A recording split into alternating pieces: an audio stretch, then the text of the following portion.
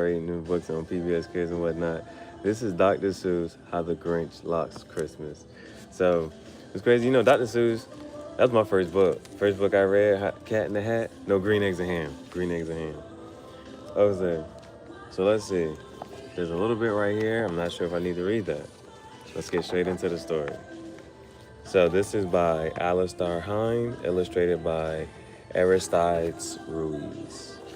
All right, so let's get into it. Up high on Mount Crumpet, just north of the Who's, a Who just delivered. The day's Whoville news. I need to read that again. All right. Up high on Mount Crumpet, just north of the Who's, a Who just delivered the day's Whoville news. The cave on Mount Crumpet was home to the Grinch, who sprung up from his cave just enough, plus 1 inch, to stare down at Whoville from high up above it.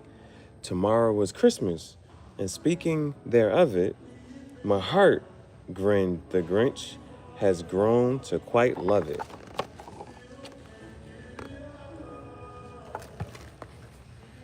The Grinch had been patiently waiting all year to celebrate Christmas and bring the Who's cheer to show every Who,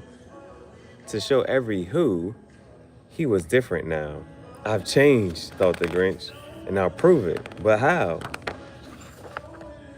While eating his breakfast of Who hash on rye, the newspaper there in the chair caught his eye. A contest in Whoville? Tomorrow at 3? To see who can make the most Christmassy tree. Then he got an idea, a crafty idea. The Grinch got an awfully crafty idea.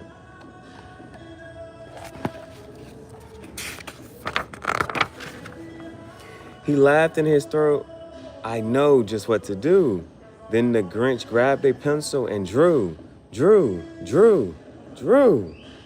With a plan in his hand, the Grinch hiked to Who Wood, where he found the most Christmassy tree that he could. And he chopped at the tree with his tree-chopping axe, till the tree he was chopping down fell down next to Max. Then they hiked their way home with the tree on their backs.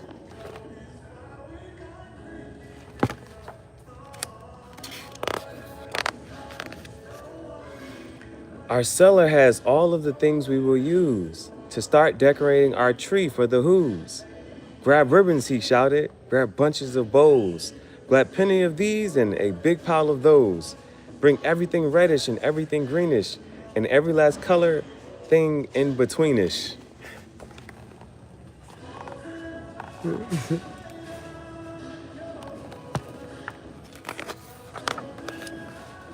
I'll win. He was grinishly humming, and then all of a sudden he heard someone coming. Now who could that be? The Grinch said with a sneer. He turned around fast, and then who should appear?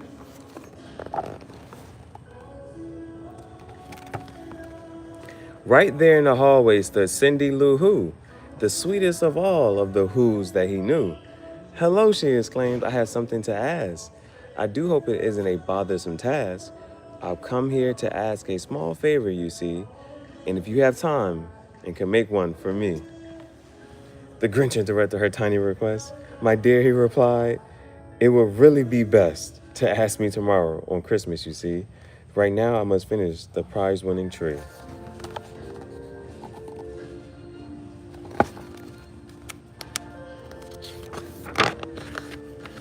Perhaps I can help you, sweet Cindy Lou said. But the Grinch simply patted the Who on her head. Then he shooed her outside and replied, don't be silly.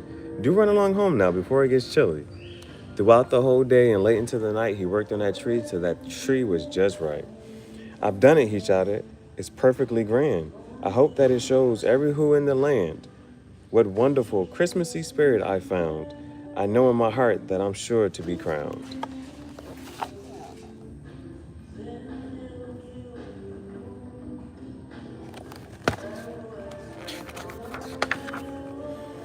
At a quarter past dawn with the sun rising fast, the Who's were awake. It was Christmas at last. The bells around Whoville were ringing and dinging. The Who's down in Whoville were merrily singing. The Grinch ran outside and cried, "Christmas is here!" At the sound of that ringing and singing long cheer. And when the time came for the Grinch to depart, he loaded the sleigh and took off like a dart, sledding down, down, down, down to the Who Town Square.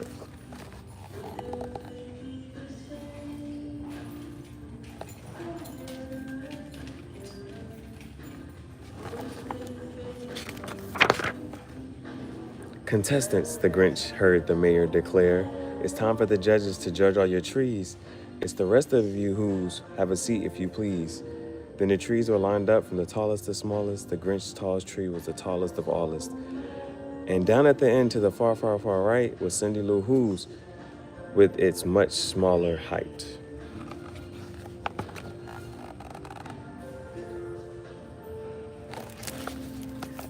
I guess we'll have to see who won.